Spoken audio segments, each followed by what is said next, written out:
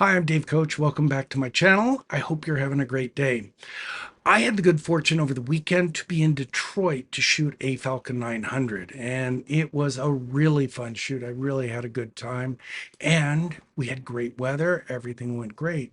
Here's some of the images. You can see the skies were just perfect. We had great lighting. Everything went really, really well. I was very happy with the shoot.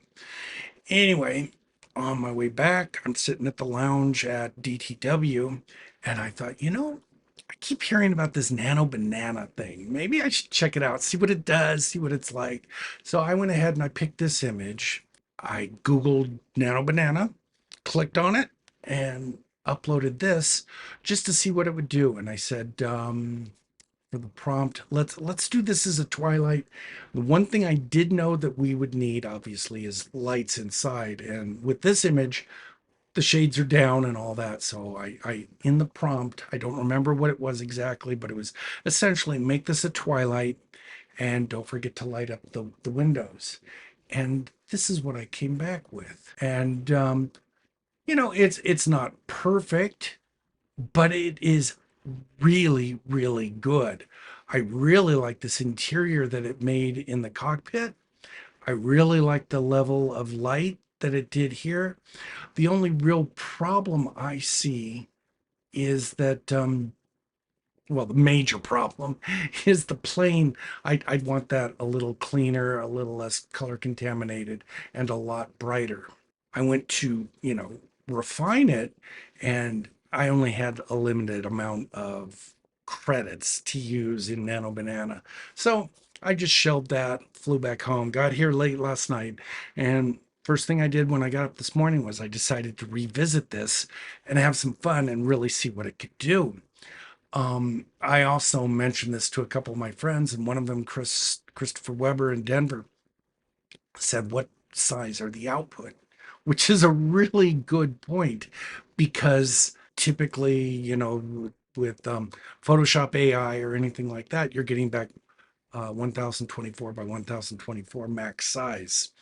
Turns out this is the same. So that's not going to help us a whole lot.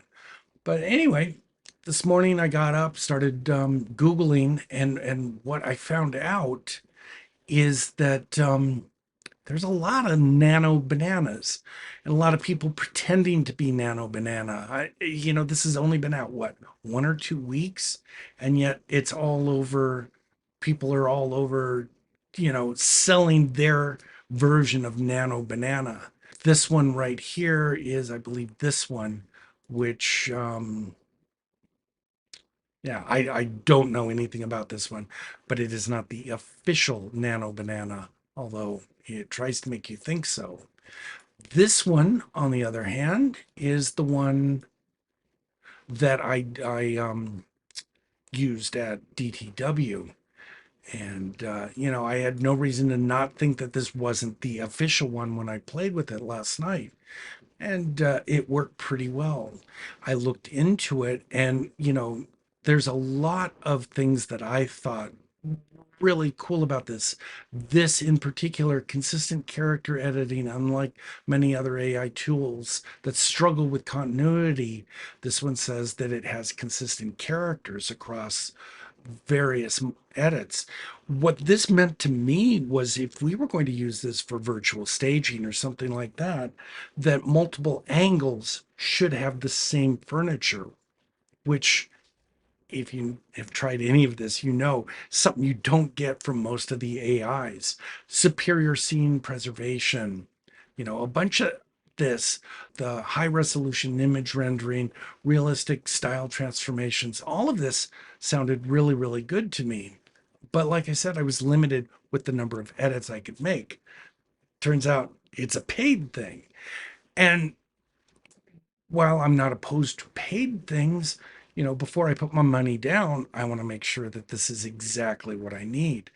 I texted a couple of people while I was on the flight and showed them the images and all, and honestly, we were all pretty excited about it.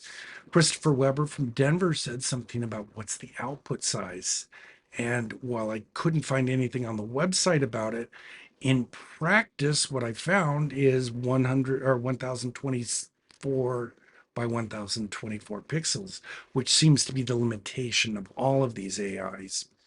Anyway, still, maybe it's something I could use. And again, like I said, I'm not opposed to paying for this. I didn't find this very unreasonable, especially if it's able to keep consistency across multiple images. So anyway, I got in late last night and I just crashed.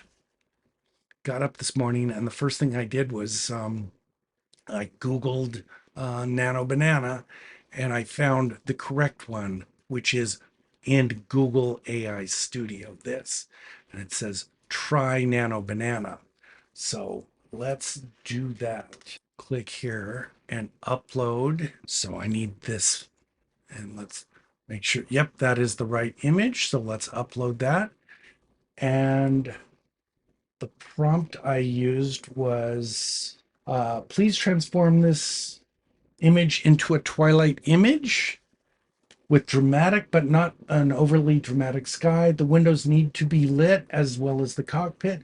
Please allow the plane to be illuminated as if it were lit by a professional photographer. I thought that was important, especially in light of not liking the darker plane from the night before. So let's see what happens. Let's run this live. Here we go. This is how long it takes. And yeah, there we go. That's actually a very, very good image. The one that I did this morning, it actually thought that the air intakes on the engines were windows too, so it was lighting those. So I had to redo the prompts telling it not to light those, and it actually took 3 iterations for it not to. So we're ahead of the game here. But as you can see, the plane is still a little dark. So let's use, basically, I'm just asking it to do the plane a little bit more lit, as if it were professionally illuminated. And okay, I don't know what that means. Show me the output. Sometimes you kind of have to argue with AI to get it to work the right way. And that's one of the reasons I wanted to show you the prompts that I was using, because sometimes that's important to get what you want. Obviously, it's a little brighter here, but still doesn't look what I would consider professionally lit. Let me show you the one that I got back when I did this yesterday. But when I asked for it to be professionally illuminated, this is what I got. And so I wrote back to it and I said, you know what? A professional would light it a lot more evenly than that and not have these dark fall offs and all that and not make it look so flat. And so it regenerated and it gave me this. Maybe with the other one there, you could see how it was lighting the engines and stuff like that. So I redid it again. And after really pointing out that the lighting needed to be flat and even, and I knew I wasn't going to get that, I decided this was the point at which I was going to have to take control. But I thought I had a really good starting point. So anyway, I made a couple of different layers, and this is where I ended up. And I gotta say, I think it's pretty darn good. The edges are a little, I think those need to be softened a little bit. It needs a little bit more work here and there, but I think as a proof of concept, this is a really, really good result. So what I would say in conclusion is that AI is getting there. It really is. It's still making stupid mistakes. It's still not understanding everything that we ask for, but it's nearly there. I think also it's incumbent on us as professionals to, if we use this, to know that it's only going to go so far and we're going to have to end up doing a lot of the final edits and things like that. So anyway, that's kind of where I came down with this. As I said, the final image came in at 1024 pixels by I think 900 something pixels. So I went ahead and I threw it into Photo AI, the Topaz thing that has a sharpening. Actually, let's do it here so you can see it because I really, really found Topaz Photo AI to fail miserably. It really was not a good way for me to fix this. Anyway, as I said, the output is a max on one side of 1024 pixels. So I thought maybe I could throw this into Topaz Photo AI because that has that enlarge feature and all that, and do a little bit of sharpening and playing around with that too. And so here's the image, and I want you to note that the tail number, this is after, this is only showing the Google Nano Banana putting the background in. So we're going to take this and we're going to put that into Topaz Photo AI, and let's make that a little bigger so you can see it. Yeah, as soon as we get into upscale, it really screws with this tail number. It's the wrong color. It's the wrong, it's just, I mean, look at that. That's, AI is horrible with words. It's kind of like human hands. It just cannot seem to get that stuff right. Let's go to standard, see if that changes anything. I think it gets even worse in standard.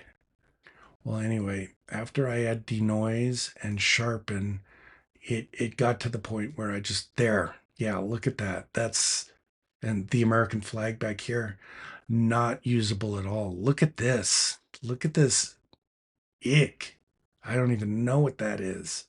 So doing the photo AI, trying to make it bigger and all, it really is not going to work, and not work all that well. And I don't really think you should have expected it to. It, I think the bottom line here is it's getting there. It's really cool. What it does is really neat.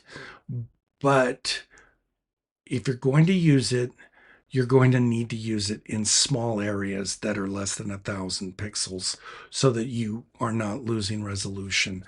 I think, you know, I would stay on top of things like this because it's just going to get better and better and better. Actually, you know what? I have a really good example of that in one of these pictures. Where is it? And this was the original shot. And we did not have access to coffee out there. Well, we did, but we were just kind of in a hurry. So I just figured I'd Photoshop in some coffee. So I went ahead and I used that to make new coffee. And I came up with this, and I liked this a lot better. I thought it really read a lot better. So this is the final. And because just this one small area was much smaller than 1024 pixels by 1024 pixels, I could just outline this one area and say, put a coffee cup in there and keep my resolution.